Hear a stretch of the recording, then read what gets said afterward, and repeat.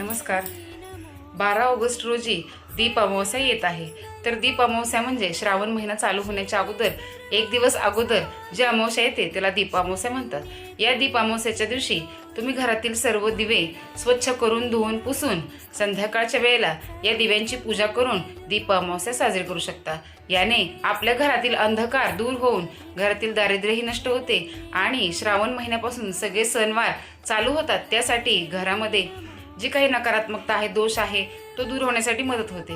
त्याचबरोबर काही ठिकाणी कणकेच्या दिव्याचेही दिंडे करून किंवा त्या कणकेचे दिवे करून त्याचीही पूजा केली जाते. या कणकेच्या दिव्यामध्ये ज्या वेळेस तुम्ही दिवा बनवता त्यावेळेस त्या कणिकेमध्ये थोडीशी चिमूटभर हळद टाकायची आणि मीठ टाकायचे नाही, बिना मिठाची कणिक मळायची आणि हे दिवे बनवल्यानंतर तुम्ही उकळून घेऊ शकता. उकळून घेतल्यानंतर 5 किंवा 7 दिवे, 9 दिवे अशा पद्धतीने तुम्ही एका स्वच्छ ताटामध्ये हे सर्व दिवे मांडून त्यामध्ये तुपाची किंवा तेलाची वात करून हे दिवे तुम्ही देवासमोर पूजू शकता. किंवा काही घरांमध्ये लहान मुलांना देखील या दिव्याने औक्षण केले जाते.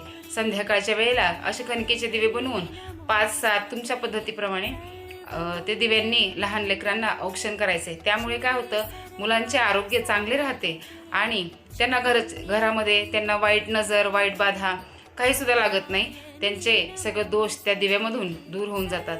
अशा पद्धतीने अमावस्या दिवशी तुम्ही जर हे दिव्यांची पूजा केली तर घरामध्ये दुःख, दारिद्र्य सगळे काही संपुष्टात येऊन घरामध्ये सुखशांती नांदून येते.